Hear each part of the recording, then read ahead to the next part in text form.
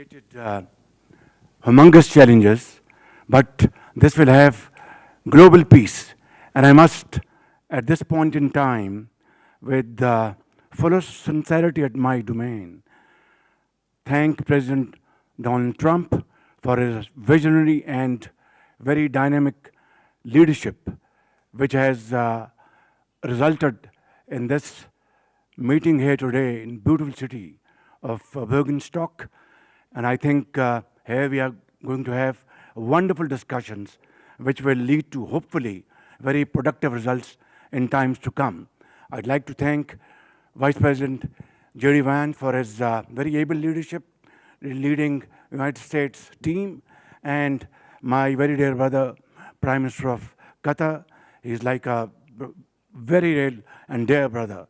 And of course, Field Marshal Sayyid Asim Munir, his outstanding role, very consistent, and he showed huge amount of perseverance and patience. And I think together, all these efforts have culminated here in this wonderful Schönes and it's really very wonderful to be here. And hopefully when we go back to our homes, we'll have some wonderful paper in our hand which will both promote peace, progress, and prosperity around the globe. Thank you very much. Thank you. Vice President, would like to say a few words? Thank you, Prime Minister. Wonderful. Well, I'll say just a few words here. And first of all, I have some notes of appreciation. First of all, I want to thank the President of the United States, who sends his best to all the great leaders assembled here, because he's empowered us to find a diplomatic resolution to a host of issues that matter to the American people, but I think the world. The opening of the Strait of Hormuz, the ending of the Iranian nuclear program, all of these things have already been accomplished. The question before us now is how much more can we accomplish together? Can we turn over a new leaf? Can we change relations in the Middle East permanently? Or do we go back to doing things the old way, which is not our preference, but is certainly very much something that can happen. I have a few other notes of appreciation. First of all, to the Prime Minister of Pakistan. A dear friend of the President's, a dear friend of mine, a guy who has been, with his leadership and his very careful and skilled negotiation, has got us to this point. To his Field Marshal in Pakistan, Asim Munir.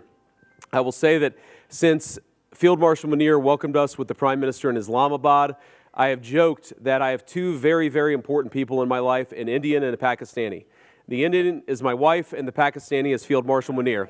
And I've probably talked to Field Marshal Munir more than I've talked to anybody else over the last 3 months. Would not be here without his statesmanship. He is, of course, a great military leader, but I think he's shown himself to be a great diplomat. And, of course, who's an amazing friend of the United States of America, but has been also an important part of getting us to this point. I think it's important for the American people, but people all over the world to appreciate that what's brought us to this moment is the President's leadership and the President's willingness to see a Middle East that is much different 10 years from now than it was 10 years ago. And what we're trying to accomplish here is very simple. Through diplomacy, through working together to transform the Middle East, where Iran and the Gulf have been at war with each other, or at least have had very unfriendly relations. Iran has been a driver of regional instability. Now we see a future where everybody can work together to promote peace and prosperity for everyone. What we have already seen back home in the United States is lower gas prices. We've seen the free flow of oil and gas. We've seen peace. And now we're trying to build on that to see if we can build something even better and more sustainable for the future. This is a historic meeting. Never before, outside of Islamabad and here, so outside the last few months, never before has the Iranian and American leadership met at such a high level. What the President has asked us to do is turn over a new leaf, to transform our relationship with the people of Iran and to extend an outstretched hand that says to the people of Iran that if your leadership is willing to give up being a driver of regional instability, if they are willing to give up nuclear weapons ambitions for the long term, then the United States is willing to fundamentally transform our relationship with that country. That is certainly our goal. We've already made great progress over just the last few hours, and I expect that we'll make additional progress in the hours to come. You all. Well, first of all, I would like to welcome you here, Mr. Vice President, Mr. Prime Minister, your leadership and Field Marshal leadership actually initiating that process. That's what brought us here today. I think that every one of you has highlighted how important is this meeting, how historic is that event, and how significant is that agreement, not only on the security of the region, but also for the security of the world and for the global economy. What we have done and what we have achieved, we wouldn't achieve it without the dedication and the hard work that was done by you, Mr. Vice President, and Mr. Steve Witkoff and Jared Kushner, Prime Minister and Field Marshal, and also on the Iranian side, Dr. Qalibaf and Dr. Araghchi. I would like to thank all of you for your leadership and determination that put us in this room, and this is not really the main celebration. Our celebration when we reach the ultimate agreement. Hopefully this is just the beginning, and I wish everyone all the best. Qatar will stay dedicated to this partnership to support these mediations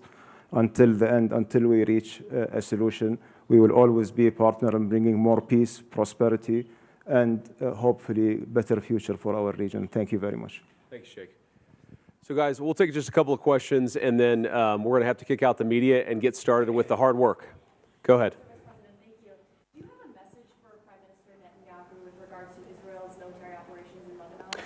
Well, first of all, we've seen great progress over the last just couple of days in ensuring that the ceasefire holds in Lebanon. These things are always a little bit messy. If you go back to how much was happening 3 months ago and compare it to 3 weeks ago, great progress has been made. If you go back to 3 weeks ago to 3 days ago, additional progress has been made. The president has committed us to see a full regional ceasefire.